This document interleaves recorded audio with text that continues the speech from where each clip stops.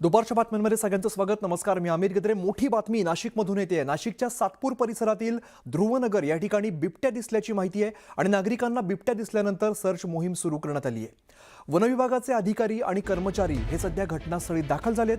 अगदी नागरी वस्तीमध्ये हा बिबट्या दिसलेला आहे, त्यामुळे मोठ्या प्रमाणात गोंधळ उडालेला आहे.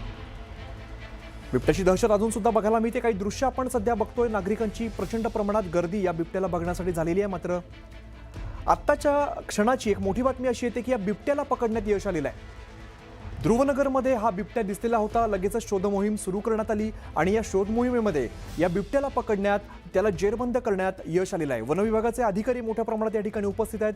कर्मचारी घटनास्थळी दाखल झालेले होते आणि महत्त्वाची गोष्ट अशी की नागरी वस्तीमध्ये हा बिबट्या दिसला, त्यामुळे प्रचंड प्रमाणात गोंधळ उडालेला होता. लक्ष्मण घाटोळ आमचे प्रतिनिधी आपल्याला अधिकची माहिती देतात. लक्ष्मण, खरं तर अगदी नागरी वस्तीमध्ये हा बिबट्या दिसल्या, लगेचच वनविभाग ते कर्मचारी दाखल झाले. सध्याचे काय अपडेट्स येत आहेत?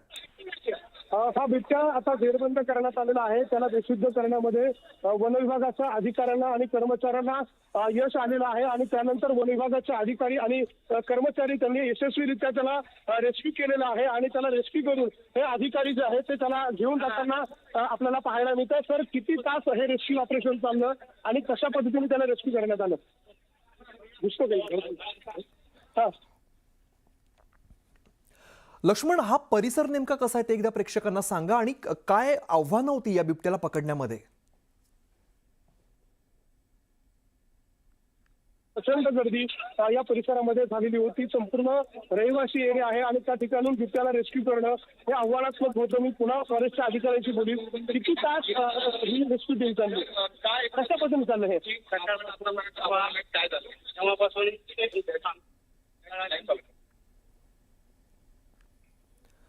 तर काही तांत्रिक व्यत्यय येतोय. मात्र आपण ही जी आत्ताची महत्त्वाची दृश्य बघतोय, हा बिबट्या आहे जो या नागरी वस्तीमध्ये शिरलेला होता. आपण बघतोय कशा पद्धतीने हा एका प्लॅटफॉर्मवरती लपून बसलेला होता. यानंतर त्याला डार्ट मारून त्याला इंजेक्शन दिलं आणि लगेचच त्याला जेरबंद करण्यात यश आलेलं आहे. मात्र काही प्रमाणात भीतीचं वातावरण होतं. अर्थातच नागरी वस्तीमध्ये हा बिबट्या दिसला आणि त्यामुळे मोठ्या प्रमाणात भीती होती. तो कुठे लपलेला याची माहिती मिळेपर्यंत सगळीकडे संभ्रमावस्था होती. मात्र तो ज्या क्षणाला दिसला त्याच वेळेला त्याला डार्ट मारून या सगळ्या अधिकाऱ्यांनी, वनविभागाच्या कर्मचाऱ्यांनी त्याला जेरबंद केलेला आहे. दरम्यान या सगळ्या ठिकाणी या बिबट्याला पाहण्यासाठी मोठ्या प्रमाणात नागरिकांची गर्दी होती. त्यामुळे काही व्यत्यय सुद्धा येत होते. त्या बिबट्याला पकडण्यामध्ये मोठ्या प्रमाणात अडचणी येत होत्या. मात्र वनविभागाच्या कर्मचाऱ्यांनी आणि अधिकाऱ्यांनी थेट घटनास्थळी ते दाखल झाले आणि लगेचच त्याला डार्ट मारून त्याला पकडण्यात आता यश आलेलं आहे. त्या बिबट्याचं रेस्क्यू ऑपरेशन जे आहे ते आता पूर्ण झालेलं आहे, कारण या बिबट्याला जेरबंद करण्यात आता यश आलेलं आहे. नाशिकमधली आपण ही सगळी दृश्य बघतोय. काही वेळापूर्वी अशी बातमी आली की अगदी नागरी वस्तीमध्ये, रहिवासी भागामध्ये काही इमारतींच्या आजूबाजूला बिबट्या आढळलेला होता. त्यानंतर तो काही काळ दिसेनासा झाला. तो कुठेतरी लपून बसला होता. मात्र त्यानंतर तो ज्यावेळेला आढळला त्यावेळेला त्याला डार्ट मारला आणि लगेचच त्याला जेरबंद करण्यात यश आलंय. मात्र नागरिकांची मोठ्या प्रमाणात गर्दी होती आणि रहिवासी भाग असल्यामुळे लागून घर आहेत, त्यामुळे गर्दी प्रचंड प्रमाणात झाली. त्यामुळे या बिबट्याला पकडण्यात काही अडचणी येत होत्या आणि यानंतर अखेर या बिबट्याला जेरबंद करण्यात यश आलेलं आहे. आपण जर भाग बघितला तर नाशिकचा सातपूर परिसर आहे आणि या सातपूर परिसरामध्ये ध्रुवनगर हा सगळा भाग आहे आणि या भागामध्ये जर आपण बघितलं तर लागून अनेक घरं आपल्याला बघायला मिळतील. आपण बघतो कशा पद्धतीने एका इमारतीच्या या प्लॅटफॉर्मवरती हा आपल्याला झोपलेला, बसलेला बिबट्या बघायला मिळतोय आणि याला पकडण्यामध्ये मोठ्या प्रमाणात आव्हानं येत होती. कारण एकतर प्रचंड गर्दी आणि तो अशा ठिकाणी लपून बसलाय की त्याला डार्ट मारून पकडणं काहीसं कठीण होत होतं. मात्र वनविभागाच्या कर्मचाऱ्यांनी आणि अधिकाऱ्यांनी याला डार्ट मारून पकडलं. तो बेशुद्ध झाला आणि त्यानंतर त्याला जेरबंद करण्यात यश आलेलं आहे. या बिबट्याचं रेस्क्यू ऑपरेशन जे आहे ते यशस्वी झालंय. आपण बघतोय अगदी तो त्या प्लॅटफॉर्मवरती बसलेला आहे. सगळी लागून असलेली घरं आहेत, त्यामुळे भीतीसुद्धा तितक्याच प्रमाणात होती की कुठल्या जर घरात शिरला, कोणाला काही दुखापत झाली तर ती सुद्धा भीती होती. एकीकडे मोठ्या प्रमाणात नागरिकांची गर्दी होती, त्यामुळे पोलिसांना सुद्धा हा परिसर रिकामं करणं काहीसं कठीण जात होतं. मात्र वनविभागाच्या कर्मचाऱ्यांनी या बिबट्याला अखेर जेरबंद केलं आहे. लोकांकडून ज्यावेळेला सांगण्यात आलं की या परिसरामध्ये बिबट्या आहे, लगेचच वनविभागाचे अधिकारी असतील किंवा कर्मचारी असतील ते या घटनास्थळी दाखल झाले. सध्या आपण दोन महत्त्वाची दृश्य बघतो. एकीकडे कशा पद्धतीने हा बिबट्या दिसला, तो कुठे लपून बसलेला होता ते आपण बघितलं. मात्र ज्यावेळेला त्या बिबट्याला देखील चाहूल लागली की पकडायचा प्रयत्न आहे किंवा आवाज मोठ्या प्रमाणात येत होते, तर त्याने तिकडनं पळ काढण्याचा प्रयत्न केला. त्यामुळे आजूबाजूला तारांचं कुंपण आपल्याला दिसतंय, त्यामुळे तो काही काळ त्या ठिकाणी जाऊन अडकलेला होता. मात्र वनविभागाच्या कर्मचाऱ्यांनी डाट मारून या बिबट्याला बेशुद्ध केलं आणि त्याचं रेस्क्यू ऑपरेशन पूर्ण झालेलं आहे. या परिसरामध्ये खरं तर दाटीवाटीने घरात, मात्र हा जो मोकळा प्लॉट आहे त्या मोकळ्या प्लॉटच्या आसपास हा बिबट्या लपून बसलेल्याची माहिती वनविभागाच्या कर्मचाऱ्यांना मिळालेली होती. त्या पद्धतीने अगदी सापळा रचत प्रत्येक कोपरा आणि कोपरा शोधून काढत या बिबट्याला शोधून काढलं आणि अखेर त्याला डाट मारून या बिबट्याचं रेस्क्यू ऑपरेशन पूर्ण झालेलं आहे. नागरी वस्तीमध्ये हा बिबट्या दिसला, त्यामुळे अर्थातच मोठ्या प्रमाणात गोंधळ उडाला. आजूबाजूला मोठ्या प्रमाणात घरं असल्यामुळे तो नेमका कुठे लपून बसलाय हे शोधून काढणं सुद्धा काहीसं कठीण होतं. मात्र आपण मगाचपासून ही सगळी दृश्य बघतोय, ज्या पद्धतीने आवाज आल्यानंतर हा बिबट्या तिकडनं पळून गेला आणि काही झुडपं आपल्याला आजूबाजूला दिसत आहेत, त्यामुळे या सगळ्या झुडपांमध्ये तो बराच काळ लपून बसलेला होता. जर आपण ही पहिली दृश्य बघतो त्यामध्ये आपल्याला लक्षात येईल की घराच्या एका प्लॅटफॉर्मवरती अतिशय आरामात बसलेला आपल्याला हा बघायला मिळतोय. त्यामुळे या नागरी वस्तीत हा बिबट्या आल्यानंतर नागरिकांमध्ये प्रचंड भीतीचं वातावरण बघायला मिळालं. नाशिकचा सातपूर हा परिसर आहे आणि सातपूर परिसरामध्ये ध्रुवनगर, आता बघा ही दृश्य आपण बघतो त्यामध्ये कशा पद्धतीने या रहिवासी भागातून या मोकळ्या प्लॉटवरून भिंत ओलांडून हा बिबट्या पळून गेला. जर आपण या कंपाऊंडच्या पलीकडे बघितलं तर मोठ्या प्रमाणात नागरिक आपल्याला बघायला मिळत आहेत. कशा पद्धतीने रेस्क्यू ऑपरेशन सुरू आहे हे बघण्याचा प्रयत्न करतात. मात्र एक धोक्याची गोष्ट अशी की हा बिबट्या जर नागरिकांमध्ये घुसला तर तो जखमी करू शकतो. ही जी आपण आता दृश्य बघतोय, ज्या पद्धतीने त्याला डाट मारण्याचा प्रयत्न करण्यात येत होता, वॉकी डॉकीवरून हे सगळे वनविभागाचे कर्मचारी संपर्कात होते. उंचावरून बघितलं जात होतं की तो बिबट्या नेमका कुठे जातोय आणि अखेर त्याला डाट मारला आणि त्या बिबट्याला बेशुद्ध करण्यात यश आलं. लगेचच या बिबट्याला जेरबंद केलं आणि तिकडनं त्याला सुरक्षित स्थळी ते आता घेऊन जात आहेत. ही बातमी पाहूया. चाकणकरांना सह आरोपी करून त्यांच्यावर गुन्हा दाखल करा अशी मागणी सुषमा अंधारे यांनी केली आहे. चाकणकरांचे कॉल रेकॉर्ड तपासावे अशी मागणी देखील त्यांनी केलेली आहे.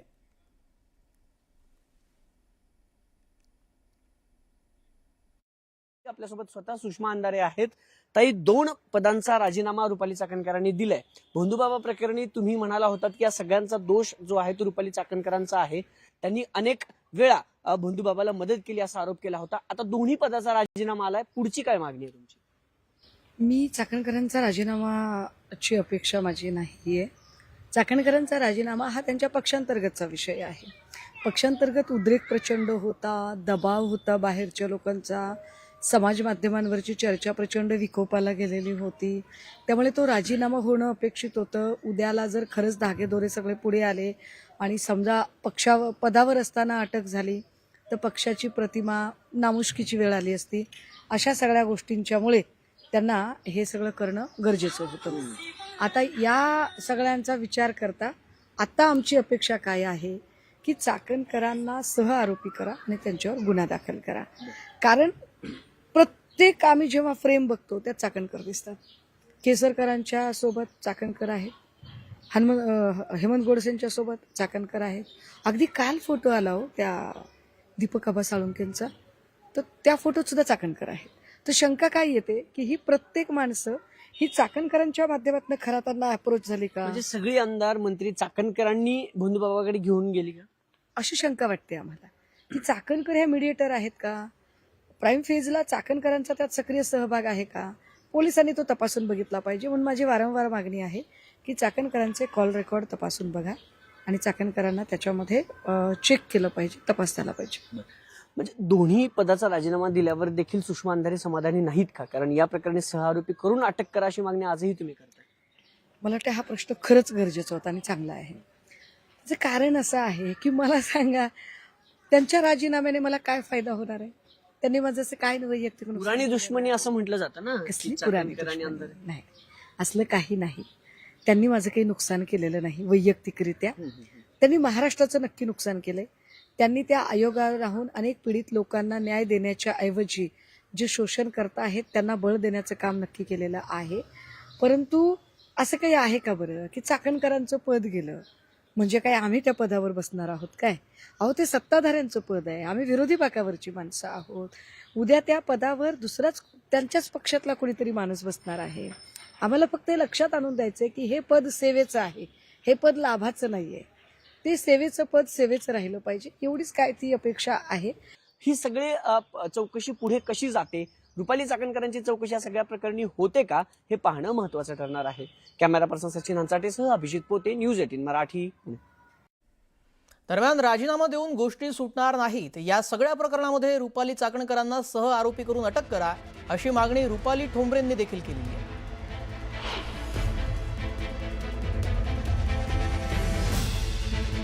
माझी भूमिका आहे की भोंदूबाबा प्रकरणामध्ये त्यांना सह आरोपीने अटक केलं पाहिजे. ती कायदेशीर मागणी आहे. राजीनामा दिला म्हणून महिलांवरचे अत्याचार कमी झालेले नाहीयेत. ते भरून येणार आहे का? तुम्ही पदावर राहून जो गैरफायदा घेतलेला आहे ते भरून येणार आहे का? त्याच्यामुळे कायद्यानुसार त्यांचा तपासून त्यांना आरोपी करणं गरजेचं आहे. ट्रस्टींना आरोपी करणं गरजेचं आहे. ज्यांनी ज्यांनी त्यांना मदत केली त्यांना त्यांचा तपास करून त्यांना आरोपी करणं गरजेचं आहे. आणि तसं मी लेखी निवेदन झाशीची राणी प्रतिष्ठानच्या माझ्या लेटर हेडवर त्यांना दिलेलं आहे. दरम्यान रुपाली चाकणकर यांचा राजीनामा जबरदस्तीचा असल्याचं अंजली दमानी यांनी म्हटलंय. राजीनामा द्यायला इतका उशीर का झाला, इतका उशीर व्हायला नको होता. अनेक आमदारांनी आक्षेप घेतल्यानंतर त्यांना राजीनामा द्यावा लागल्याचंही त्यांनी म्हटलंय. तर चाकणकरांचा राजीनामा डॉक्टर संपदा मुंडे यांना समर्पित करायला हवा असंही त्यांनी म्हटलंय.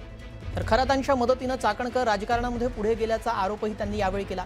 दरम्यान चाकणकरांना त्यांच्या कर्माची फळं भोगावी लागत असल्याचीही टीका यावेळी दमानी यांनी केली आहे. रुपाली चाकणकरांचा शेवटी दुसऱ्याही पदावरनं राजीनामा झाला. पहिल्या पदावरनं सीएमने निर्देश दिले म्हणून आणि दुसऱ्या पदावरनं लोकांची जबरदस्ती होती. राष्ट्रवादीच्या अनेक आमदारांनी त्याच्यावर आक्षेप घेतले म्हणून झालेला हा जबरदस्तीचा राजीनामा आहे. आणि खरं तर हा इतका उशीर व्हायला नको होतं. पण आत्ताच्या घटनेला मला असं म्हणायचं आहे की हा राजीनामा डॉक्टर संपदा मुंडेंना समर्पित करायला हवा. कारण त्यांच्या मृत्यूनंतर त्यांच्यावर जे शिंतोडे उडवण्याचा प्रयत्न या बाईंनी केला होता तर त्यांना त्याच्या कर्माची फळं भोगायला लागली असंही मी म्हणेन. त्यानंतर जितक्या बायकांना वेदना होत होत्या तरी त्यांची प्रकरणं बाहेर येत नव्हती. कित्येक प्रकरणं दाबली गेली. तर या सगळ्यावर मला असं वाटतं की त्याची कर्माची फळं ह्या रुपाली चाकणकरांना भोगावी लागली आहेत. कारण त्यांनी जो मार्ग अवलंबलाय की खरातांची मदत घेऊन त्या राजकारणाच्या पुढे गेल्या त्या नक्कीच चुकीचं होतं. हे बुलेटिनमध्ये